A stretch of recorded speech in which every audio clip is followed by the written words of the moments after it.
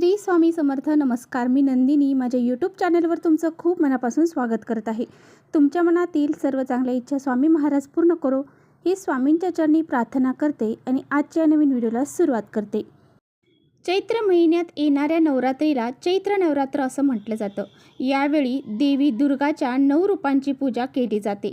चैत्र नवरात्रीच्या पहिल्याच दिवशी गुढीपाडव्यापासून सुरुवात होत आहे आणि रामनवमीपर्यंत ही असणार आहे. यावेळेस येणारी अष्टमी आणि नवमीचे विशेष महत्त्व असते. या दिवशी भक्त देवीला प्रसन्न करण्यासाठी कन्यापूजन देखील करतात. कुमारी कन्यांना घरी बोलवून त्यांची अष्टमी किंवा काही जण नवमीला पूजा करतात. यावेळी कन्यांना शृंगाराचे सामान दिले जाते. यावेळी देवी प्रसन्न होते. दुर्गाष्टमीचं जे महत्त्व आहे तर दुर्गाष्टमीला विशेष दुर्गेच्या 9 रूपापैकी एक असलेली देवी महागौरीची पूजा करण्यात येते. दुर्गाष्टमीला अनेक जण व्रत करून नवमीला सोडतात. यामुळे देवीची कृपा होते अशी मान्यता आहे. चैत्र दुर्गाष्टमी जी चैत्र नवरात्रीच्या 9 दिवसांपैकी 8वा दिवस आहे. या दिवशी देवी महागौरी पूजा केली जाते. देवीला पवित्रता, शांती आणि समृद्धीचे प्रतीक मानतात. हा दिवस अडचणीवर मात करण्यासाठी, अडथळे दूर करण्यासाठी आणि दैवी कृपेचा आशीर्वाद मिळवण्यासाठी शुभ मानला जातो.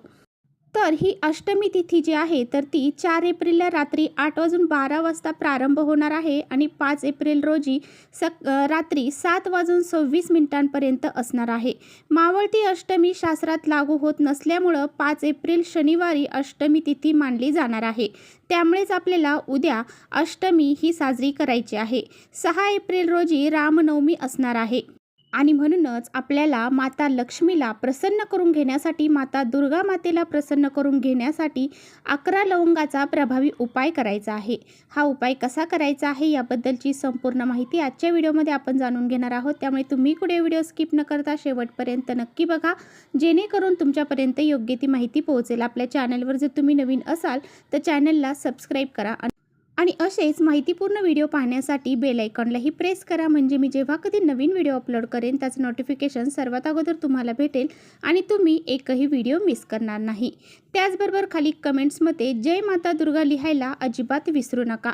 व्हिडिओ आवडला, माहितीपूर्ण वाटलं तर आपल्या मित्रपरिवारांसोबत नक्की शेअर करा. तर तुम्हाला काही छोटे छोटे उपाय जे आहेत तर ते अष्टमीला करायचे आहेत, त्याबद्दलसुद्धा आपण जाणून घेणार आहोत. तर अष्टमी हा दिवस अतिशय प्रभावशाली मानला जातो. दुर्गा देवीला प्रसन्न करून घेण्यासाठी या दिवशी भरपूर सारे उपाय हे केले जातात.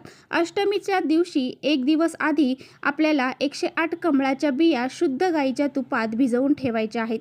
अष्टमीच्या दिवशी देवी लक्ष्मीची पूजा करून या बिया ओम महालक्ष्मी नमः या मंत्राचा जप करीत अग्नीत अर्पण करायच्या आहेत. याने मनोकामना पूर्ण होते असं म्हटलं जातं. त्याचबरोबर अष्टमीच्या दिवशी देवीला पांढऱ्या मिठाईचा प्रसाद दिला जातो, कारण पांढरा रंग पवित्रता आणि शांतीचे प्रतीक आहे. यामुळे दाम्पत्य जीवनात प्रेम आणि शांती टिकून राहते.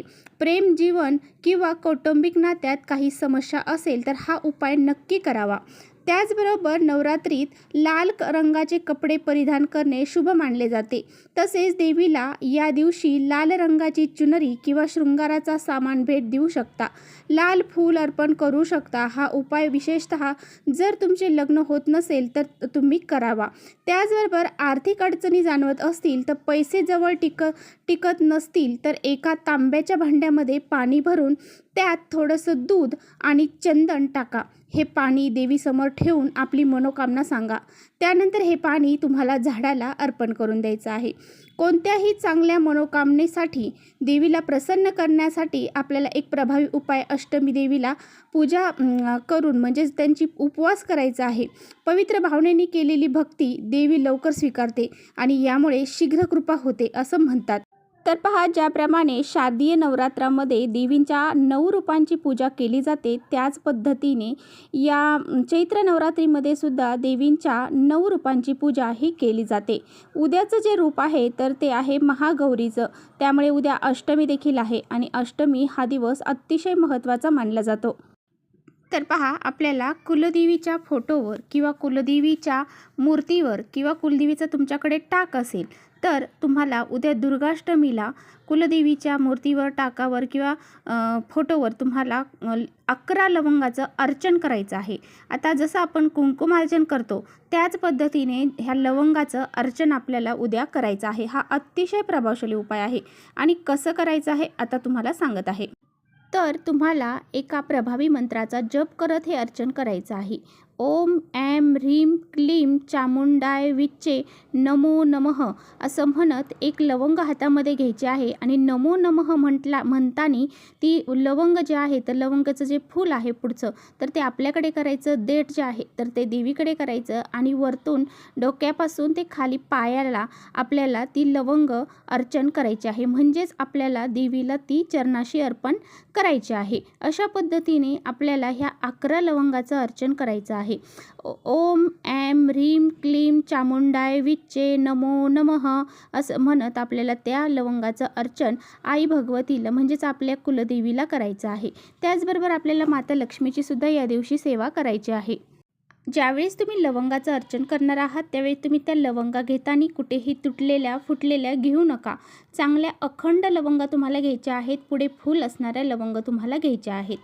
ही लवंगाची सेवा जी आहे तर ती अतिशय महत्त्वाची आहे. आता तुम्ही ह्या अर्चन केलेल्या ज्या लवंगा आहेत तर त्याचं काय करायचं, तर तुम्हाला ह्या लवंगा स्वतः खायच्या आहेत. म्हणजेच रोज एक जरी लवंग तुम्ही खाल्ली तरीसुद्धा चालेल किंवा मग तुम्ही चहामध्ये उकळूनसुद्धा ती लवंग पिऊ शकता किंवा मग तुम्हाला एखादा गोडाचा पदार्थ बनवून तुम्ही त्या लवंगामध्ये लवंग टाकून तुम्ही बनवू शकता. अशा पद्धतीने तुम्ही लवंगाचा वापर करायचा आहे. परंतु कोणत्या तरी भाजीमध्ये टाकत आहात किंवा काही शिजत आहे त्यामध्ये टाकत आहात तर अशा पद्धतीने आपल्याला लवंगाचा वापर करायचा नाही. तुम्ही रोज एक लवंग खाल्ली तरीसुद्धा चालेल. तर अशा पद्धतीने आपल्याला ह्या लवंग अर्पण केलेल्या त्या स्वतः ग्रहण करायच्या आहेत किंवा आपल्या घरातील व्यक्तींना देखील ग्रहण करायला द्यायच्या आहेत. आता घरामध्ये जर मासिक धर्म असेल तर त्या स्त्रीने सोडून इतर दुसरी कुणी ही सेवा केली तरीसुद्धा चालेल. मिस्टरांनी करू द्या किंवा मग सासू सासरे कुणी असतील घरामध्ये त्यांनी केली तरीसुद्धा चालेल. त्याचबरोबर लवंगाचं अर्चन करून झाल्यानंतर आपल्याला दुर्गाष्टमीच्या दिवशी कुंकुमार्चन हे आवर्जून करायचं आहे. तर तुम्हाला कुंकुमार्चन करताना तुम्ही कुलदेवीच्या टाकावर करू शकता, लक्ष्मी मातेच्या फोटोवर करू शकता किंवा तुम्ही श्रीयंत्रावर देखील कुंकुमार्चन करू शकता. तुम्हाला जो मंत्र येतो माता लक्ष्मीचा तो मंत्र म्हणून तुम्ही हे कुंकुमार्चन करू शकता किंवा श्री सुक्त म्हणायचं डायरेक्ट आणि हे कुंकुमार्चन करायचं आहे. तर कुंकुमार्चन ही सेवा अतिशय उच्च कोटीची सेवा मानली जाते. त्यामुळे दुर्गाष्टमीला ही सेवा तुमच्या घरामध्ये झालीच पाहिजे.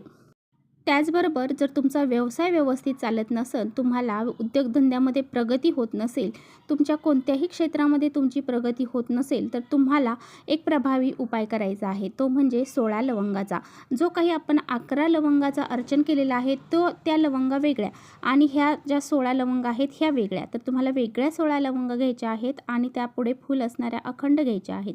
तर हातामध्ये एक लवंग घ्यायचे आणि त्यानंतर तुम्हाला महालक्ष्मी अष्टकमचं पठण करायचं आहे.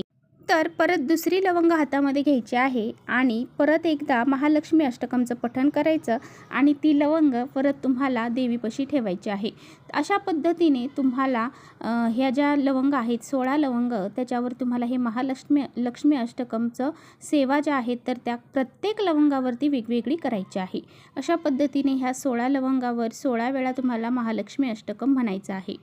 तर ह्या सर्व लवंगा तुम्हाला एका लाल कलरच्या कपड्यामध्ये पोटली करायची आहे आणि ही पोटली हातामध्ये घेऊन माता लक्ष्मीला प्रार्थना करायची आहे. जे काही उद्योगधंदा माझा चालू आहे किंवा जे काही क्षेत्रामध्ये तुम्ही काम करत आहात त्यामध्ये तुमची प्रगती होऊ दे, त्यामध्ये वाढ होऊ दे अशी प्रार्थना माता लक्ष्मीला मनोभावे तुम्हाला करायची आहे.